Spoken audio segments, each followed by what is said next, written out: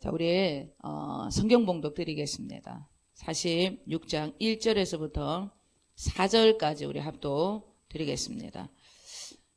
에스겔서 46장 1절에서부터 4절까지입니다. 읽겠습니다. 주 여호와께서 이같이 말씀하셨느니라. 안뜰 동쪽을 향한 문은 일하는 여세 동안에는 닫되 안식일에는 열며 초하루에도 열고 군주는 바깥문 현관을 통하여서 들어와서 문벽 곁에 서고 제사장은 그를 위하여 번제와 감사제를 드릴 것이요 군주는 문 통로에서 예배한 후에 밖으로 나가고 그 문은 저녁까지 닫지 말 것이며 이 땅 백성도 안식일과 초하루에 이 문 입구에서 나 여호와 앞에 예배할 것이며 안식일에 군주가 여호와께 드릴 번제는 흠없는 어린 양 6마리와 흠없는 수양 1마리라. 아멘. 원래 저는 주제 설교를 굉장히 좋아합니다. 하나님께서 주신 그 주제를 딱 가지고 1번, 2번, 3번 이런 걸 굉장히 좋아해요. 예. 그런데 하나님께서 주제 설교를 하지 못하게 하셨어요. 왜? 주제를 딱 정해놓고 어디 거 듣고 뺏기고 요거 듣고 뺏기고 제가 복음을 잘 몰랐을 때 처음 교회를 이렇게 사역을 할 때 그런 일이 있었어요. 그래서 하나님께서 절대적으로 본문을 강해 설교를 통하여서 하나님이 주시는 것, 그것만 계속 묵상하고 그 하나님이 주신 그 말씀에 진짜 그 예수님이 있는가, 진짜 복음이 무엇인가 그것만 가지고 본문을 깊이 묵상하고 알지도 못하는데 그래서 여기까지 왔어요. 제가 왜 이 말씀을 하냐면 에스겔서 이제 강해가 거의 이제 끝나갑니다. 2장밖에 안 남았어요. 지겹기도 지겨웠고 힘들었고 하나님 주제 설교를 언제 합니까? 그랬는데 하나님께서 에스겔서 이제 끝나고 나면 주제 설교를 하나님이 해라는 감동을 주셨어요. 그래서 이제 복음이 무엇이고 믿음이 무엇이고 그리고 기도가 무엇인지 이런 것을 정확하게 하나님께서 이 강해 설교를 통해서 본문 안에서 예수 그리스도 그분을 통해서 우리가 어떻게 믿어야 하는가, 기도는 어떻게 해야 하는가, 전도는 어떻게 해야 되는가 이런 것들을 풀어주신 것을 이제 요약을 해서 1번, 2번 이런 거 할 거예요. 아이고 15년 걸려서 15년 주님이 나를 만드신다고. 내 안에 계신 그리스도 말씀, 내 안에 계신 주님이 주시는 그 그리스도의 말씀을 전해야 하는데 뭔가 설교를 잘하고 싶어서 뺏기는 거예요. 요렇게 막 이렇게 깔끔하게 이렇게 해가지고 막 요렇게 하고 설교를 내가 스스로 만드는 거예요. 하나님이 너무 안 기뻐 하시더라고요. 15년을 제가 기다렸어요. 하나님 언제 저는 깔끔하게 저렇게 몇 장 몇 절 착 하고 1절 2절 착착. 우리 이제 처음 오신 맨 처음에 왔을 때 이정 전사님 그러셨잖아요. 1번 2번 다 그런 설교만 듣다가 목사님 무슨 설교를 안 했지 여기 갔다가 저기 갔다가 이 말했다가 저도 하기 싫었어요 사실은. 그러나 그 안에서 하나님께서 예수 그리스도가 누구인지를 깨닫게 해주시더라는 거예요. 여러분 말씀이라는 것은 다른 거 아닙니다. 내 안에 계신 그리스도께서 내 입술과 내 삶을 통하여서 증거되는 그 말씀이 진짜 말씀인 거예요. 진짜 인간이 훈련되어 가지고 설교는 이렇게 한다 저렇게 한다 신학교 가면 다 가르쳐 줍니다. 강해 설교는 어떤 것이고 주제 설교는 어떤 것이 어떻게 해야 되고 어떤 때는 다 뺏겨라 이런 것도 가르쳐 줍니다. 뺏기고 요렇게 해라 요렇게 다 가르쳐 줘요. 근데 주님께서는 그렇게 하기를 기뻐하지 않으시더라고요. 주님께서 저에게 주신 그 말씀 그 한마디에 목숨 걸고 살려고 하고 영혼 구원을 위해서 하나님 힘쓰시고 애쓰시는 거기에 눈을 열어서 복음을 알게 해주시더라는 거예요. 여러분 신앙은 말이 아닙니다. 글이 아니에요. 신앙은 삶입니다. 내 입술과 내 삶을 통해서 하나님의 능력이 나타나는 거예요. 많은 말이 아니라 내 입술의 한마디를 통해서 능력이 나타나서 성령님께서 그 사람을 살리는 거예요. 이상하다. 저분의 말씀은 뭔가 다른 것 같다. 뭔가 역사가 일어날 것 같다. 왜? 하나님의 모든 말씀은 영이요 생명이거든요. 같은 말이라도 사람이 전하는 계명이 있습니다. 같은 말이라도 내 안에 계신 그리스도 하나님의 말씀이 되어질 때 하나님의 능력이 성령의 능력이 나타나심이 그렇게 증거가 되는 거예요. 여러분 복음을 깨달아서 제가 어떤 지금 말을 하는지 그것을 다 이해하고 그것을 정말 새겨서 목사님께서 말하는 저 말씀 나도 깨닫게 하시옵소서 사모하시는 저와 여러분 되실 줄 주님의 이름으로 축원드립니다. 제가 청송교도소 교도관으로 계셨던 박효진 장로님 아시죠? 그분의 간증을 통해서 엄청나게 은혜를 받았던 그런 시절이 있었습니다. 그분은 교회를 다닐 때 집사님이셨어요. 예. 지혜롭게 신앙생활을 아주 잘한다고 많은 분들에게 직장 동료들 그리고 친구들에게 그렇게 칭찬을 받았다는 거예요. 왜? 교회에서는 거룩하게 성경책 들고 할렐루야 이렇게 하고 밖에 나가서는 친구들하고 술도 잘 먹고 담배도 잘 피고 노름도 정말 잘하고 이런 분이었어요. 그래서 친구들과 동료들이 예수 믿어도 이렇게 지혜롭게 잘 믿어야 된다고 그런 제가 간증을 들었습니다. 박 장로님께서는 그 당시에 교회 다녔던 아내분들 그리고 교회 다니는 분들을 보면 굉장히 답답했다고 해요. 어떻게 저렇게 미련하게 융통성이 저렇게 없는지 예배, 봉사, 기도, 선교 그렇게 보니까 복받은 것도 없는데 그 왜 저렇게 뭐 또 안 되는 것도 많은데 안 되는 것도 하나님의 뜻이야. 또 잘 되는 것도 또 하나님이 또 주신 또 하나님의 축복이라고 모든 일에 다 감사를 해야 된다고 너무 답답했다는 거예요. 모든 일에 있어서 너무 답답해 보이고 참 미련하게 보였다는 거예요. 교회 안에서 믿음이 있다고 이렇게 살아가시는 그런 분들을 볼 때 고린도전서 우리 1장 18절 우리 함께 읽겠습니다. 십자가의 도가 멸망하는 자들에게는 미련한 것이요 구원을 받는 우리에게는 하나님의 능력이라. 아멘. 이 박장로님께서 그 당시 아내를 따라 교회만 다녔지 그리스도를 통해서 구원을 받은 적이 없었던 세상 속에 속했던 자라는 거예요. 그렇기 때문에 하나님의 모든 자녀들, 구원을 받은 하나님의 자녀들이 그렇게 미련하게 보일 수밖에 없었던 것입니다. 왜? 그럴 수밖에 없어요. 세상에 지혜 있다고 말하는 사람들은 우리처럼 이렇게 예수 믿는 사람들 이상하게 봅니다. 특히 연재 주님의 교회 권사님들 전사님하고 저는 365일 교회 오잖아요. 하루에 1시간 2시간 이상 기도 안 하면 또 죽는 줄 알잖아요. 예, 우리는 그렇게 살아가잖아요. 얼마나 미련하게 보겠냐는 거예요. 멸망하는 자, 세상 속에 속한 사람들은 그럴 수밖에 없었다는 것입니다. 그런 그분에게 어느 날 이상한 소문이 들려요.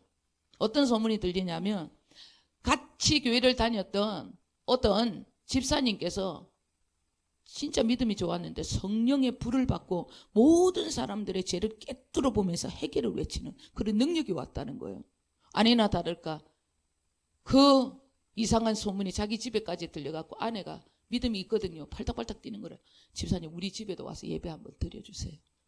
어느 날 마침 자기 집에 예배의 날이 온 겁니다. 박 장로님이 모든 것을 준비를 확실하게 하는 거예요. 자기 속이 보일까봐 내복도 안에 한 2개 껴있고 그리고 자 뭐라고 얘기를 하면 이렇게 얘기하는 거예요. 자 성경에 담배 피지 말라 술 먹지 말라 그런 얘기가 어디 있뇨. 모든 것을 준비하고 철저하게 기다립니다.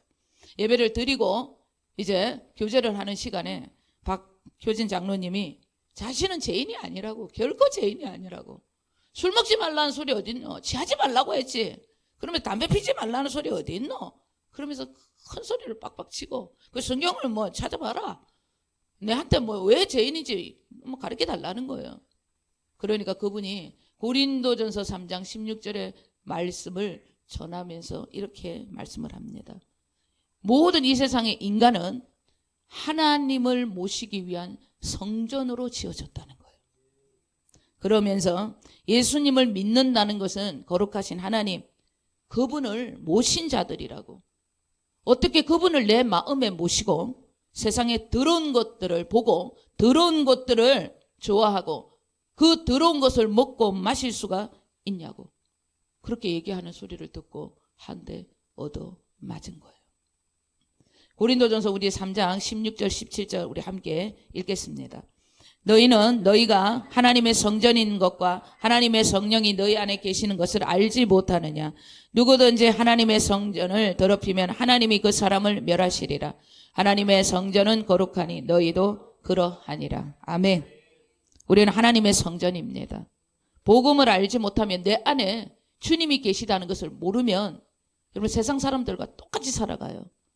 우리는 하나님의 형상과 모양대로 지음을 받았습니다. 왜? 그 하나님이 우리 안에 당신을 성전으로 삼으시려고. 우리를 인간 성전으로 삼기 위해서 우리를 하나님의 형상과 모양대로 만세전부터 그렇게 지었다는 겁니다. 그런데 그분을 모시고 더러운 것을 본다, 더러운 것을 말한다, 더러운 음행을 저지른다, 더러운 생각을 한다, 더러운 것을 먹고 더러운 것을 마신다. 있을 수가 없는 일이라는 거예요. 하나님의 성전, 우리의 마음은 주님이 거하시는, 주님만이 거해야 될 거룩한 곳입니다. 그래서 우리의 몸은 거룩한 것을 추구하며 살아가야 한다는 거예요. 한 주간도 내가 거룩한 성전이 되어서 정말 주님으로 살아갔다. 그러면 반드시 하나님의 그 놀라운 영광 가운데서 그 하나님을 경험했을 것입니다. 거룩함이 없는 곳에는 하나님의 영광, 그리스도의 영광 절대 임하지 않습니다. 거룩함이라는 것은 내가 세상과 다르게 구별된 삶을 살아가는 것을 뜻하는 거예요. 나는 세상과 구별된 거룩한 삶을 잘 살지 못한다. 참 죄를 끊기도 힘들고 크리스찬이라고 세상에 나를 통해서 주님을 나타내는 일에도 나는 너무나 부족하다. 더 나아가서 나는 크리스찬이라는 그 말도 부끄러워한다. 담대하게 말도 못합니다. 왜 그럴까? 그 크신 하나님의 사랑, 복음을 알지 못하기 때문입니다. 십자가 사랑, 아들을 내어주시기까지 나를 사랑하신다는 위대한 이 놀라운 복음을 알게 되면 거룩한 자로 살아갈 수밖에 없습니다. 아니, 살아가지는 거예요. 하나님께서는 인간의 장기를 오장육부로 만들었잖아요. 이 오장육부 속에 내 마음속에 하나님의 사랑이 구석구석 가득 채워지면 세상을 향해서 5대양 6대주까지 땅끝까지 그 사랑을 전하고자 하는 구령의 열정이 여러분 불과 같이 생기는 거예요. 내 안에는 그런 뜨거움이 없다. 십자가 사랑 더 깊이 경험하시기를 소원하셔야 돼요. 여러분 반대로 있잖아요. 이런 분들이 있습니다. 10년, 20년, 30년 교회를 다녔는데도 부모님을 뵈도 형제를 뵈도 천국 복음을 전하고자 하는 마음이 없어요. 예, 자녀를 봐도 그냥 이 땅에서 잘 먹고 잘 살고 아이고 열심히 사네. 그러면 됐다. 그걸로 끝이에요. 그 애들을 보면서 가슴이 여러분 뜨거워지고 눈물이 나고 저 어떻게 해야 될까? 어찌할고 가슴을 찢는 그런 통의 자복함이 없어요. 구령의 열정이 없습니다. 진짜 예수 믿으면 천국 가는데 예수 안 믿으면 지옥 간다는 걸 아는 사람이 복음 안 전할 수 있습니까? 모르기 때문에. 예, 복음이 무엇인지 그 십자가 사랑을 모르기 때문에 전할 수가 없는 것입니다. 그런 구령의 열정이 내 안에 뜨거움이 없다. 여러분 십자가 사랑으로 더 깊이 들어가야 돼요. 자녀와 부모와 형제를 볼 때 눈물이 여러분 내 마음에 쏟아져야 돼요. 하나님 내가 더 거룩하게 살겠습니다. 진짜 주님으로 살겠으니 하나님 이 놀라운 복음 저들도 알게 하시옵소서. 그렇게 기도가 되는 것입니다. 나는 진짜 천국 백성이구나. 진짜 구원을 받았구나. 하나님이 진짜 내 아버지가 맞구나. 이런 확신이 올 때 우리에게는 여러분 뜨거운 신앙생활이 이제 주어집니다. 어떤 분들은 종교생활 합니다. 교회 생활을 잘하면 의식적인 이런 생활을 잘하면 천국 가는 줄 아는데 착각입니다. 진짜 천국, 진짜 하나님의 자녀가 나는 맞구나. 그리스도가 내 안에 있구나. 이런 시험과 학정이 없으면 천국 들어갈 수 없다고 분명히 말씀하셨어요. 내 안에 그리스도가 계시구나. 나는 믿음 안에서 살아가는 자가 맞구나. 그것을 내가 구원의 확신을 알지 못하면 천국 못 감이 결론이에요. 제 말씀이 아닙니다. 자, 하나님 말씀이에요. 고린도후서 우리 13장 5절 보겠습니다. 너희는 믿음 안에 있는가? 너희 자신을 시험하고 너희 자신을 학정하라. 예수 그리스도께서 너희 안에 계시는 줄을 너희가 스스로 알지 못하느냐? 그렇지 않으면 너희는 버림받은 자니라. 아멘. 여러분 이 말씀은 하나님께서 너희들 아직 구원 못 받았네. 너희들 지옥이야. 이렇게 스스로 여러분 정죄하고 판단해라는 소리가 아닙니다. 이 말씀은 두려운 생각을 가지고 두려운 하나님이다. 이런 생각을 가지라는 것이 아니라 정말 나는 구원을 받은 자구나. 진짜 내 안에 그리스도 우리 주님이 계시구나. 이런 확신과 이런 확증이 내 안에 불과 같이 부어질 때까지 날마다 간절하게 복음을 알기를 소원하고 그리스도를 찾으라는 얘기예요. 진짜 내 안에 그리스도가 계시구나. 주님이 계시구나. 나는 오늘 죽어도 천국 갈 하나님의 자녀가 맞구나. 이런 여러분 뜨거움, 확정이, 확신이 내 안에 올 때까지 주님을 찾으라는 그런 말씀이에요. 그런 분들은 여러분 나는 그런 어떤 확신이 있다. 아멘이 되어진다. 그러면요 하나님의 영광 속으로 들어가야 돼요. 거기서 또 멈추면 안 됩니다. 물이 고여서 또 썩어버려요. 하나님의 영광 속에 들어서 나를 통하여서 하나님 일하시옵소서. 하나님 나를 통하여서 불과 같이 이 복음을 전하는 자로 사용하시옵소서. 거기까지 들어가야 합니다. 나는 아직 내 안에 그리스도 우리 주님 계심을 정확하게 모르겠다. 그러시면 복음, 십자가 사랑, 하나님의 놀라운 사랑을 더 깨닫게 해달라고 갈망, 그 기름을 부어달라고 주님 앞에 간절히 여러분 소원하셔야 합니다. 십자가 사랑을 깊이 깨닫게 되면 더러운 습관입니다.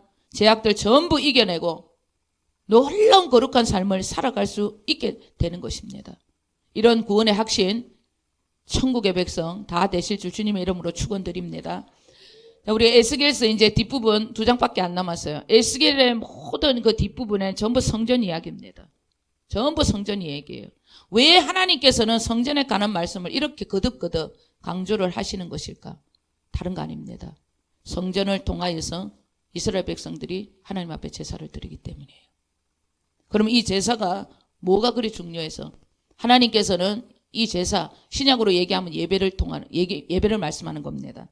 예. 그리고 구약의 이제 모세의 율법, 제사법이 생기기 전에는 전부 다 제단을 얘기하죠. 아브라함이, 야곱이 하나님 거기에 가서 제단을 쌓으니 하나님 앞에 예배를 드리도 이런 거 다 제단을 얘기하는 거예요. 이 모든 여러분 단어, 이것은 전부 제사를 드리기 위한 거예요. 왜 하나님께서는 이 예배, 이 제사를 그렇게 중요하게 여기는 걸까? 하나님께서는 이 제사를 통하여서 백성들을 만나주기로 주님이 그렇게 약속을 하셨기 때문입니다. 자신의 백성들, 당신의 자녀들과 제사를 통해서만 주님이 그들과 만날 수가 있기 때문에 철저하게 이 제사를 통하여서 우리는 주님의 얼굴을 배우고 주님의 음성을 들을 수 있다는 것을 기억하셔야 돼요. 이 제사가 왜 중요하냐? 짐승의 피, 어린 양의 피가 없이는 거룩하신 하나님, 그 인간이 하나님을 만날 수 없기 때문에 이 제사가 중요한 거예요. 그래서 이스라엘 백성들의 성전의 재건, 하나님과의 관계 회복을 하나님이 그렇게 회복시키기 위해서 이 성전을 재건을 하는 거예요. 이 성전에 뭘? 하나님 제사를 통하여서 이스라엘 백성들을 만나주고 그들을 축복해 주시기 위해서. 그래서 하나님께서 성전 재건, 예루살렘 성전을 다시 재건하라. 이런 말씀을 거듭거듭 말씀을 지금 에스겔서 뒷부분을 계속 그 말씀을 하고 있는 것입니다. 너무 중요해요. 네, 이 제사가 왜 중요한가? 자, 우리 1절 오늘 다시 한번 읽겠습니다. 주 여호와께서 이같이 말씀하셨느니라. 안뜰 동쪽을 향한 문은 일하는 여세 동안에는 닫되 안식일에는 열며 초하루에도 열고. 아멘. 오늘 보면 1절의 말씀은 신약의 우리에게 하나님께서 허락하신 예배를 뜻하는 거예요. 어떤 말씀이냐면 6일 동안의 세상에서의 삶의 예배와 주일 성수를 통해 드려지는 하나님 아버지의 만남으로 인한 자녀된 축복을 받는 이 안식일의 예배, 6일 동안에 우리 삶을 통하여서 드려지는 삶의 예배와 그리고 이 하나님 앞에 안식일날 주일 성수를 지키는 이 예배에 드리는 이 두 조합의 놀라운 축복을 말씀하고 있는 거예요. 예배가 이런 것이라는 겁니다. 6일 동안의 세상의 삶을 통한 예배, 그리고 주일 성수, 이 예배를 통해 주어지는 자녀된 축복, 그것이 부어져야만이 자녀된 건세, 하나님의 영광의 통로가 될 수 있다는 겁니다.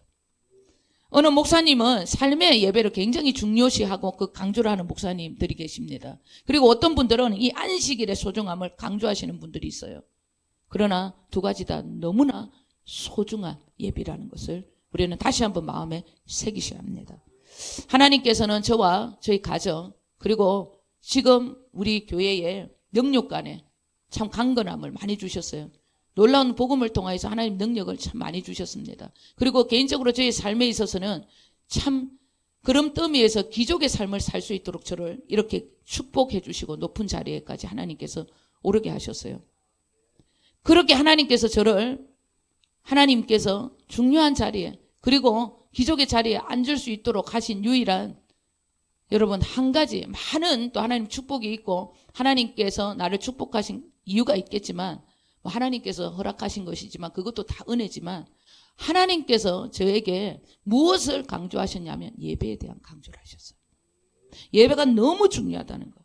왜 그랬냐면 초신자 때 하나님께서 교회가 엄청 컸어요. 컸는데 하나님께서 예배를 통하여서 엄청난 이 주일 성수 그리고 삶의 예배를 통해서 엄청난 복을 받는다는 것을 저한테 깨닫게 해주셨어요. 그렇기 때문에 저는 이 주일 성수를 지키고 삶의 예배에 모든 것을 드리는 대가 지불을 엄청나게 했습니다. 이 예배를 드리고 이 삶의 예배를 통한 축복을 제가 초신자 때 한상을 통하여서 하나님께서 저에게 깨닫게 해주신 것이기 때문에 이것을 목숨처럼 여겨요.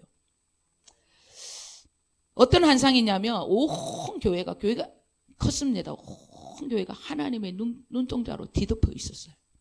뒤덮여 있었는데 그 한상을 보는 순간 깨달음이 확 저에게 부어졌어요. 하나님의 음성은요, 막 진짜 1초 상간에 그냥 깨달아지는 거예요. 눈이 열리는 겁니다. 예. 주일 예배 때 드려지는 이 예배의 소중함, 그리고 제가 한 주간 하나님 앞에 살았던 모든 삶의 예배, 하나님께서 내 6일 동안의 모든 삶의 예배를 당신의 눈동자 안에 전부 새기고 있더라는 거예요. 그 새기신 그 내 삶의 예배를 주일 성수를 하는 이 주일 예배 때 하나님께서 그 삶의 예배를 그 주일 예배 때 전부 다 쏟아 부어 주시는 거예요. 제가 그것을 너무나 깨닫고 나는 이 주일 예배에도 목숨을 걸어야 되겠다. 대가 지불을 해야 되겠다. 제가 그런 삶을 살았습니다. 그래서 이 대가 지불을 위해서 저는 여기까지 왔어요. 저희 모든 친인척 분들이 뭐 주일날 뭐 결혼식을 하고 뭔 일을 한다. 우린 절대 안 갔습니다. 예, 저는 안 갔어요. 또 어쩔 수 없이 전사님은 가야 되고 또 동생은 또 가야 되면 전 절대 안 갔어요. 예, 왜? 주일 성수의 소중함을 알기 때문에. 그래서 하나님께서 얼마나 우리를 높여주셨냐면 모든 결혼식이라든지 이런 모든 잔치에 절대 일요일은 이제는 잡지를 않습니다. 그렇다고 말을 하니까 가족들 결혼식 절대 가면 안 된다. 이렇게 생각하고 안 간다. 또 이렇게 지혜 없는 짓을 하면 안 돼요. 그리고 직장 안 간다. 주일날. 또 그렇게 하면 안 됩니다. 언니, 오빠, 가까운 친인척들 결혼식. 또 하나님께서 또 허락하신 또 일들에 인해서는 영권이 주어질 때까지 대가 지불을 하면서 또 가야 될 것도 있습니다. 그러나 굳이 안 가도 되는 일들이 있다는 것입니다. 신중하게 생각들을 해야 한다는 것입니다. 제가 집사 때 그 한상을 봤죠. 하나님 6일 동안 내 삶을 당신의 눈동자에 딱 새기고 새기신 그것을 주일날 쏟아 붓더라는 거예요. 그래서 안식일에는 복 받는 날이라고 그렇게 말씀을 하셨잖아요. 그래서 여러분 6일 동안의 그 삶이 주일을 통해서 막 부어지는 그 축복을 받고 난 후에 이런 일이 어떤 일이 있었냐면 저희 구역장님이셨어요. 근사님, 안수 집사님 내외 부부께서 해외여행을 주일 예배를 끼워서 가더라고요. 그러면서 주일 예배를 해외여행 잠시 둘이서 예배를 드리는 걸로 그렇게 작정을 하고 아들 내외들과 이 내외와 이렇게 해외여행을 가시는 걸 보고 제가 깜짝 놀랐어요. 그 한상을 봤잖아요. 제 안에서 믿음이 없구나. 정말로 축복을 모르시구나. 그것을 제가 깊이 깨달았어요. 그 뒤로부터 그 구역장이 말하는 모든 것이 믿음으로 들리지 않아요. 내 속에서 니나 잘해라. 니나 잘해라. 이 소리가 계속 나는 거예요. 그런데 아니나 다를까 정말 가짜였다는 것이 어느 날 탄로가 났어요. 교회에 목사님과 엄청난 사건이 일어났어요. 목사님을 내쫓고 교회에 똥물을 갖다 붓고 교회를 두 똥가리 내는 박살 내는 일에 이분들이 앞장을 서시는 것을 보았습니다. 여러분 삶의 예배, 주일 이 성수 지키는 이 예배 소중함을 깊이 새기셔야 합니다. 그것이 소중함이 내 안에 없다. 여러분 축복 여러분 그 일 가지 말라는 얘기 아닙니다. 또 이러면 딱 그것만 들어. 두려움이 있는 사람들 이렇게 얘기해요. 지금 성령이 하시는 말씀을 내 안에 들으셔야 돼요. 주일 성수 안 지키니까 막 저주를 받는 이런 얘기가 아니라는 거예요. 그만큼 소중하다는 거예요. 삶의 예배도 중요하고 주일날 드려지는 이 예배도 너무나 중요하다는 거예요. 그래서 똑같이 중요하기 때문에 대가 지불을 통해서 반드시 이 예배를 여러분 소중하게 생각하고 지켜야 한다는 얘기입니다. 진짜 하나님께서 피로 사신 교회, 성령님이 운행하신 교회는 다릅니다. 정말로 달라요. 자녀된 축복, 건세, 하나님의 능력, 이런 삶을 드리고 이런 예배를 드리는 자한테 반드시 부으신다는 거예요. 모든 저주에서 축복으로 옮겨지는, 진짜 사랑의 아들의 나라로 옮겨지는 듯한 그런 복을 받게 된다는 것입니다. 주님이 피로 사신 교회, 성령이 운행하시고 감독하시는 교회, 그런 교회 반드시 하나님의 능력이 나타나는 것입니다.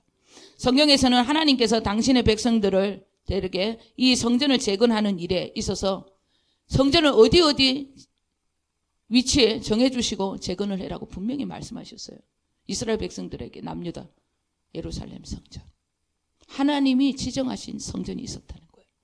하나님께서 피로 사신 교회가 있다는 것입니다. 하나님께서 세우시는 교회가 있다는 거예요. 그러면 여러분 다른 교회도 있다는 얘기죠. 거짓 교회도 있다는 얘기입니다. 자, 우리 열왕기하 15장 18절 24절 읽겠습니다. 여호와 보시기에 악을 행하여 이스라엘로 범죄하게 한 느밧의 아들 여로보암의 죄에서 평생 떠나지 아니하였더라. 여호와께서 보시기에 악을 행하여 이스라엘로 범죄하게 한 느밧의 아들 여로보암의 죄에서 떠나지 아니한지라. 아멘. 열왕기상하 요렇게 말씀을 보면 여로보암의 죄를 떠나지 않았다. 그래서 하나님께서 축복을 주지 못했다, 이런 얘기가 여러분 자주 등장을 합니다. 여로보암은 누구냐면 솔로몬의 신하였어요. 그런데 반역을 해가지고 10지파를 빼앗아갑니다. 그래서 북이스라엘을 세웁니다. 그리고 르호보암 솔로몬의 아들은 2지파를 가지고 남유다 쪽을 이렇게 가지고 통치를 하죠. 나라가 두 동가리로 갈라집니다. 그런데 그러면 이 여로보암이 왜 하나님께서 계속해서 악한 왕이라고 여로보암의 죄를 떠나지 않았다, 왜 이 말씀을 계속 하셨냐면 하나님께서 제사를 드리라 했잖아요. 모든 이스라엘 백성들에게. 그럼 그 제사를 드리는 장소가 예루살렘입니다. 남유다 쪽이에요. 10지파 북이스라엘 위쪽을 가져갔단 말이에요. 가져갔으니까 자, 백성들이 예배를 드리기 위해서 남유다 성전으로 올 거 아니에요. 그러면 남유다 왕에 오셔가지고 내 백성들을 빼앗을까 봐 인간적인 생각이 쑥 들어온 거예요. 그래서 그는 가짜 성전을 만듭니다. 그리고 가짜 레위지파, 가짜 제사장을 세워서 여기도 하나님의 성전이라고 말하면서 백성들에게 예루살렘까지 내려갈 필요 없어. 내가 너희들을 위해서 다 만들어줄게. 그러면서 거짓 예배, 거짓 신앙의 길을 가게 했던 왕입니다. 지금으로 말하면 하나님께서 세우신 아들의 피로 사신 교회가 아닌 그런 교회를 교회라고 말하고, 진짜 하늘의 부르심을 받은 목사가 아닌데 자칭 사도, 자칭 목사라고 스스로 말하면서 거짓된 다른 복음을 전하는 그런 교회가 있다는 얘기입니다. 절대 그런 교회에서는 복음을 알 수도 없고 복음으로 살아갈 수도 없는 것입니다. 하나님께서 아들의 피로 세우신 교회가 있다는 것입니다. 그런 교회, 여러분 우리 교회가 그런 교회라는 건 아닙니다. 그런 교회 있다는 얘기입니다.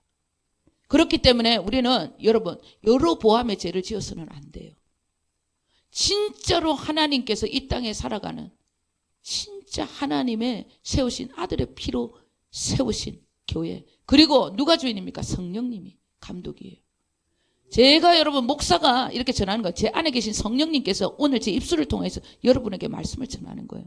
믿음은 어디서 납니까? 들으면서 나는데, 들음은 어디서? 그리스도의 말씀으로 태워지는 거예요. 내 안에 계신 그리스도, 성령을 통하여서 깨닫게 하신 그 그리스도의 말씀이 아니고는 절대 믿음을 줄 수 없습니다. 그런데 어느 교회를 가면 여러분 믿음이 안 생겨요. 그러나 어느 교회에 가면 뭔가 다르다, 귀가 열려요. 진짜 피로 사신 주님의 교회이기 때문에, 성령님이 감독이시기 때문입니다. 다른 복음 있습니다. 다른 예수 있습니다. 거짓 사도 있습니다. 거짓 교회가 있다는 얘기예요. 제 말이 아닙니다. 갈라디아서 1장에 기록된 하나님의 말씀이라는 것입니다. 진짜 복음으로 세워진 교회, 오직 아들의 피로 말미암아 세워진, 그래서 아들을 통해서 우리에게 부어질 자녀들의 건세, 이 6일 동안의 삶의 예배, 그리고 6일 동안의 삶의 예배가 주님의 눈동자에 새겨집니다. 그 삶을 통하여서 주일 예배, 주님께서 우리에게 놀라운 축복의 시간을 허락하신다는 것, 이것을 가슴 깊이 새겨서 예배의 소중함을 여러분 깨달으시고, 주님께서 또 구약의 성전, 제단 이렇게 얘기할 때마다 주님이 만나고 싶어 했구나, 아브라함을 만나고 싶어 했구나, 야곱을 만나고 싶어 했구나. 이삭을 만나고 싶어 했구나. 이것을 여러분 깨닫고 복음으로 눈을 떠서 하나님의 깊은 우리를 만나고자 하는 그 사랑의 메시지를 들으시길 주님의 이름으로 축원드립니다. 우리 2절, 3절, 4절 읽겠습니다. 군주는 바깥문 현관을 통하여서 들어와서 문벽 곁에 서고 제사장은 그를 위하여 번제와 감사제를 드릴 것이요 군주는 문 통로에서 예배한 후에 밖으로 나가고 그 문은 저녁까지 닫지 말 것이며 이 땅 백성도 안식일과 초하루에 이 문 입구에서 나 여호와 앞에 예배할 것이며 안식일에 군주가 여호와께 드릴 번제는 흠없는 어린 양 6마리와 흠없는 수양 1마리라. 아멘. 이 말씀의 의미는 무슨 얘기냐면 군주가 나와요. 왕이 나옵니다. 백성이 나옵니다. 군주도 이렇게 번제를 위해서 이렇게 짐승을 가져와야 되고 이렇게 해야 되고 백성들은 또 거기에 또 군주처럼 부자가 아니니까 비둘기도 가져오고 또 뭐 산비둘기도 가져오고 집비둘기 가져오고 이렇게 또 제사법을 얘기를 하는 거예요. 이 말씀은 군주로부터 시작해서 백성들에 대한 제사법을 얘기를 하는 거예요. 무슨 얘기냐면 누구라도 세상에 높고 낮음, 신분, 있고 없는 그런 명예, 직분 이 모든 것으로 하나님 앞에 제사를 드리러 나오는 것들은 다 가짜라는 거예요. 어떤 일이 있더라도 세상의 것으로서는 하나님 앞에 와서 제사 드릴 수 없다가 결론 내려주는 말씀입니다. 하나님께서 받으시는 예배는 절대 인간적인 육신의 생각, 육신의 삶이 아니라는 것입니다. 절대적으로 인간적인 내 기준으로 살면 안 된다는 거예요. 내 안에 와 계신 그리스도 그분이 내 안에서 이루고자 하는 그 기준, 하나님의 그 말씀, 복음의 말씀의 기준이 되어야 하나님께서 그 예배를 받으신다는 거예요. 그 기준이 되어야 하나님께서 우리에게 축복을 주신다는 얘기입니다. 6일 동안 열심히 살아도 여기 와서 우리가 제사를 드리는데 내 힘으로 내가 좀 잘했으니까 하나님 복 주겠지 이게 아니라는 거예요. 그것 또한 모든 것은 하나님의 은혜입니다. 아들의 피로 말미암아 나는 오늘도 복 받으러 나왔습니다. 그 아들의 피의 제사로 주님 나에게 허락하신 모든 하늘의 신령한 축복, 땅의 축복 다 허락하여 주시옵소서. 이 제사법을 잊지 말라고 말씀을 하고 있는 것입니다. 그리스도의 십자가 그 피로 구원받은 하나님의 자녀들, 우리는 육의 장막을 입고 살아가는 단 한 가지 이유가 있습니다. 그것은 나를 위해 자기 자신을 버리신 하나님의 아들 예수 그리스도, 그분을 증거하기 위해, 그분을 영광을 위해서 우리가 살아가는 존재일 뿐이라는 거예요. 어떤 일이 있더라도 내가 잘해서 복을 받고, 내가 좀 잘하니까 복을 주겠네, 내가 좀 잘했으니까 오늘 당당하게 하나님 앞에 복 좀 달라고 기도해야 되겠네, 요런 여러분 제사는 있을 수가 없다는 것입니다. 신약의 모든 제사는 예수 그리스도 십자가, 그분의 공로로 말미암아 우리는 담대하게 나아갈 수 있다는 거예요. 6일 동안의 삶의 예배, 또 여기 와서 드려지는 모든 예배도 십자가의 공로로 말미암아 내가 이 자리에 있습니다. 십자가의 공로로 말미암아 나는 그렇게 살 수 있었습니다. 주님께서 이것을 깨달아라는 거예요. 예, 에스겔에게 말씀합니다. 군주, 왕이 나와도 내가 왕이니까 특별 대우를 해주고, 내가 왕이니까 특별하게, 내가 왕이니까 하나님이 복 주시겠지, 이런 생각 절대 하지 않도록 철저하게 제사법, 어린 양의 피로 말미암아 구원을 받는다는 거. 그렇기 때문에 교회는 여러분 신분이 없어야 합니다. 교수가 오든 누가 와든, 그리고 저기 노동자가 오든 교수가 오든 박사가 오든 대통령이 오든 장관이 오든 전부 똑같다는 얘기예요. 너도 죄인이라는 거예요. 누구든지 여기에 와서는 다 예수 그리스도 피로 말미암아 구원받은, 예, 전부 다 똑같은 존재일 뿐이라는 거, 죄인이라는 거. 그래서 우리는 어떤 구원받은 죄인입니다. 그것을 알게 하시는 것입니다. 하나 그분의 영광이 되어 살아가는 목적 외에는 우리는 어떤 목적도 가져서는 안 됩니다. 왜? 내 삶은 예수 그리스도로 말미암아 피로 값주고 사신 내 모든 삶은 주님의 것이기 때문에 어떤 일이 있더라도 모든 것은 다 주님의 것입니다. 모든 물질도, 내 모든 자녀, 어떤 것도 모든 것도 다 내 삶의 모든 건 다 주님의 것입니다. 예, 내가 잘 먹고 잘 사는 것도 주님의 것이에요. 주님의 은혜입니다. 십자가 공로 때문이라는 거예요. 아닌데요, 나는 정말로 내 열심히 살아서 나 여기까지 왔는데요, 그런 생각이 쑥 들어온다. 예, 아직까지 모른 거예요. 어떻게 해야 합니까? 내 모든 생각을, 견고한 진을 그리스도께 복종시켜야 돼요.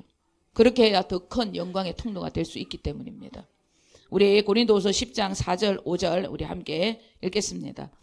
우리의 싸우는 무기는 육신에 속한 것이 아니요 오직 어떠한 견고한 진도 무너뜨리는 하나님의 능력이라. 모든 이론을 무너뜨리며 하나님 아는 것을 대적하여 높아진 것을 다 무너뜨리고 모든 생각을 사로잡아 그리스도께 복종하게 하니. 아멘. 나의 모든 삶의 목적이 하나님의 영광이요 오직 예수라는 답이 내 안에서 진짜 아멘하고 나오지 않는다. 그럼 내 안에 계신 예수 그리스도를 나타내지 못하는 영광의 통로가 아니라는 증거입니다. 그러면 어떻게 해야 되냐? 내 안에 어둠을 제거를 해야 된다는 거예요. 내가 정말 살아가는 이유는 오직 예수 그리스도. 갈라디아서 2장 20절의 말씀이 결론 내리지 않는다.